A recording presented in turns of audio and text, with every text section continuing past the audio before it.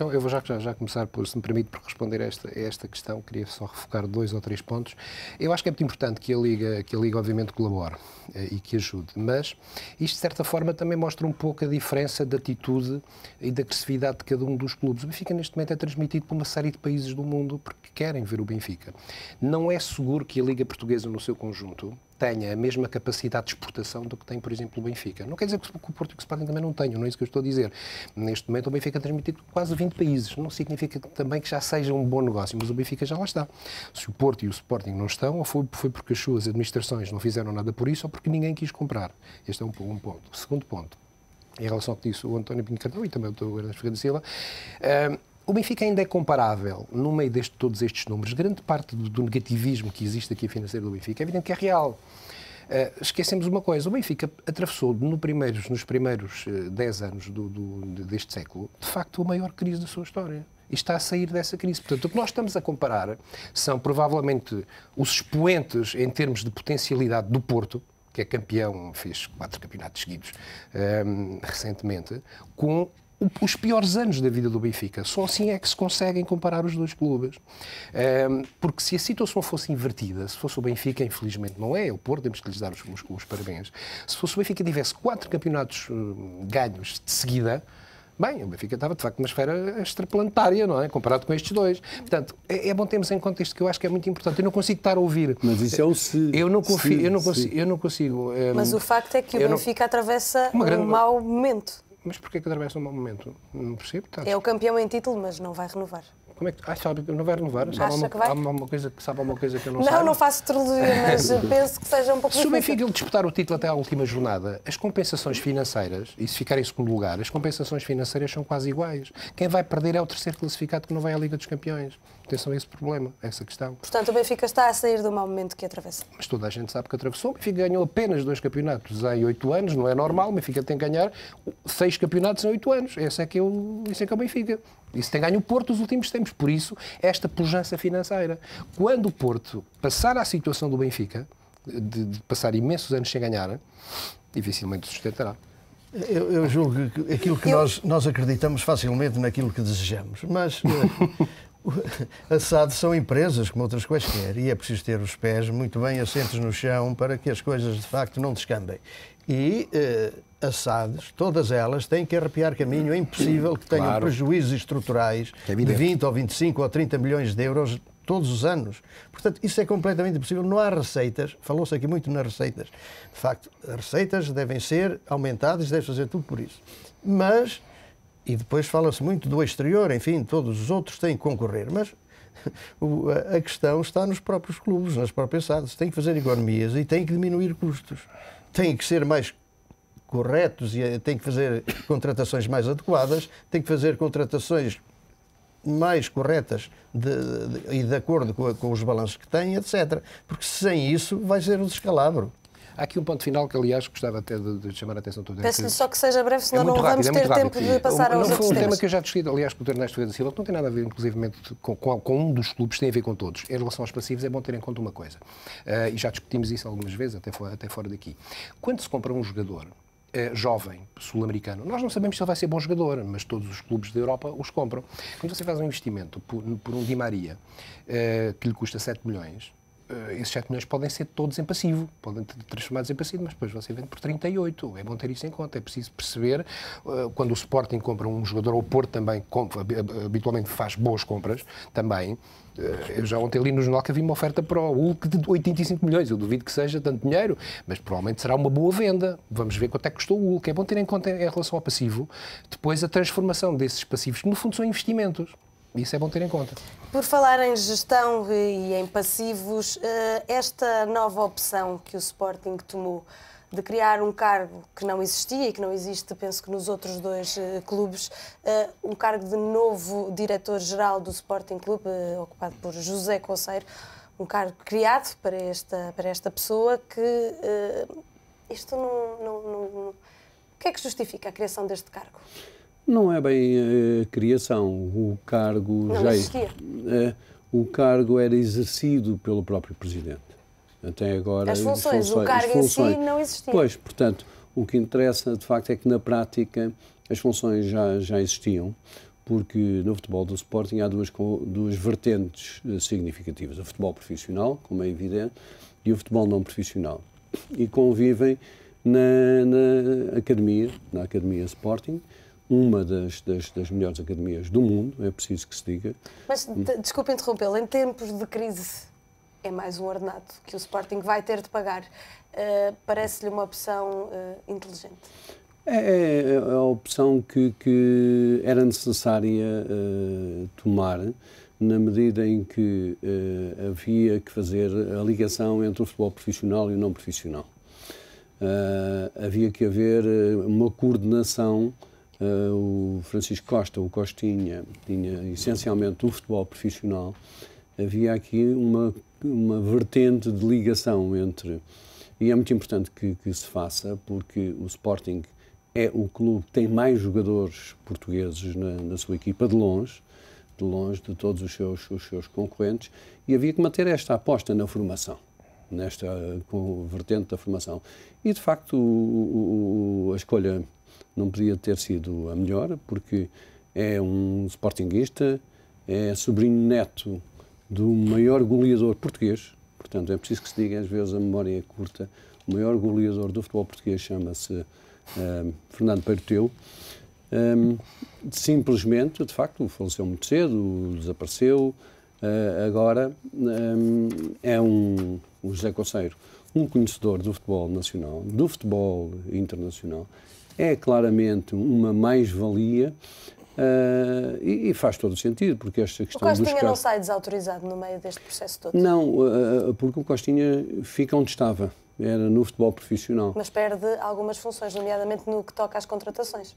Não, eu acho que vai ser feita ali um trio que vai tomar conta das contratações e das dispensas, como é óbvio, que é o Presidente, que é o Zé Coceiro e o Francisco Costa, ouvido naturalmente, a equipa técnica.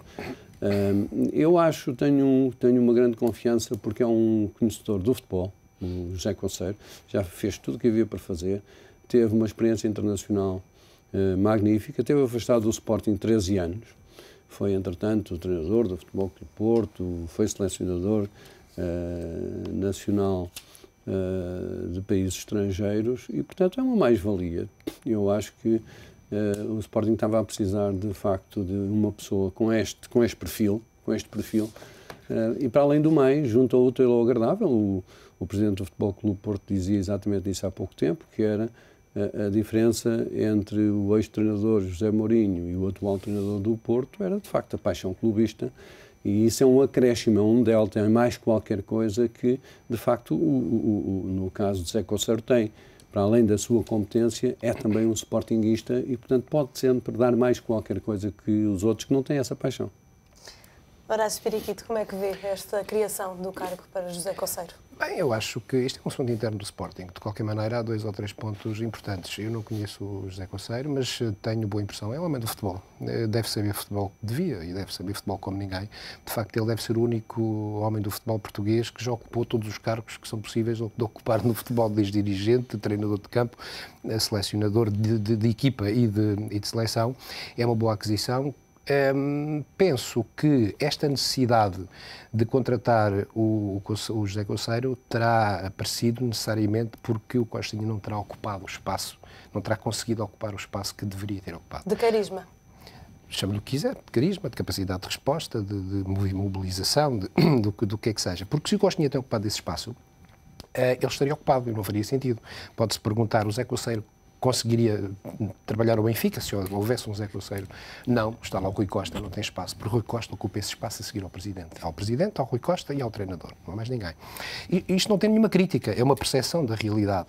E o Sporting percebeu que tinha que resolver esse problema. E resolveu, aparentemente resolveu bem. Quando falava na questão de ser mais um salário, menos um salário, é sempre uma situação difícil, desagradável de debater, eu acho que o Sporting está a contar descontar o salário do Costinha a muito curto prazo. Veremos. António Pinho Cardão, o Porto poderá criar uma posição, um cargo como este? Faria sentido? Não, no Porto não faz sentido nenhum criar esse cargo. Aliás, existe um... Basta ao Pinto da Costa? Quer ver, as funções do diretor desportivo ou diretor de futebol são funções delegadas pelo Presidente. Portanto, o Presidente é o diretor do futebol. tem um elemento intermédio, é que ele delega funções, mas que não atua portanto, responsabilidade própria. Portanto, reporta sempre ao Presidente. Portanto, o Presidente é o diretor de futebol, é um modelo que no Porto tem funcionado. Nos outros clubes, de facto, tem ido por outro caminho e está visto que não tem funcionado. Esta reestruturação que fez no Sporting, e digo sem assinte, gostava que as coisas corressem bem, porque é preciso forte concorrência no futebol, porque é preciso bons clubes para que o todo venha ao de cima, parece-me uma fuga em frente, apenas uma fuga em frente, para debelar a crise. Não é para debelar a crise, para aparentar que se vai debelar a crise. E parece-me assim, como, por exemplo, o Estado cria muitas direções, departamentos, institutos, etc., e normalmente tem como funções o quê? Estudar, organizar, coordenar, analisar, enfim, portanto, põe-lhe uma série de verbos, portanto, para isso dá um enquadramento à função. Aqui assim veio o Conselho, que também para coordenar, para suportar determinadas atividades, para organizar, mas no fundo, se perguntarem a um adepto, ou mesmo a pessoa mais informada o que é que o Conselho vai fazer, ninguém sabe o que é que ele vai fazer. Vai substituir o Costinha? Vai superiorizar-se ao Costinha? Vai ser o alter ego do Presidente? Vai ser um pouco de tudo isso? Não se sabe exatamente. Portanto, as funções internamente poderão estar muito bem definidas, para o público não apareceram minimamente como definidas. Portanto, é mais um na organização, é mais um... E isso pode causar entropias, portanto, é mais um elemento que pode causar entropias e pode levar a rivalidades. No Porto, o modelo não existe. Quem manda é o Presidente. E o Presidente tem lá um delegado que atua em nome do Presidente, mais nada. Muito rapidamente eu pedi a cada um que fizesse um comentário sobre a questão do Boxing Day na Inglaterra, que marca a jornada do Natal, portanto começou ontem e terminará hoje. Não seria uma boa hipótese para os clubes portugueses este tipo de iniciativa, uma vez que esta iniciativa leva muitos adeptos aos estádios? É uma tradição. Nós não temos essa tradição. Pode sempre testar ou ensaiar um modelo parecido, não temos esse hábito. Acho que o nosso, apesar desse debate ser feito há muito tempo, o nosso espaço natalício e de final de ano não se adapta, em princípio, a esse tipo de iniciativas, o que não quer dizer que se elas fossem levadas em frente, que não dessem bons resultados. Eu até estou convencido que poderia dar. Mas, como lhe digo, é apenas uma questão de tradição, que nós não temos essa tradição. Pode ser que a Liga, algum dia, se lembre de fazer qualquer coisa parecida, não tem que ter esse nome, pode ter outro nome qualquer, mas não é normal. Repare que nós, em contrapartida, os jogadores estão de férias, não é? Os jogadores não estão cá, estão todos os brasileiros, os argentinos, estão todos no país de origem. Portanto, é uma alteração que não é fácil de fazer no futebol português. António Pinho Cardão, via com bons olhos um Boxing Day em Portugal? Eu via, mas isto não é uma questão de tradição, é uma questão de concepção. Portanto, eu não vejo nenhuma empresa, nenhuma atividade económica parar 15 dias. Pelo Natal ou pela Páscoa, param um dia ou dois.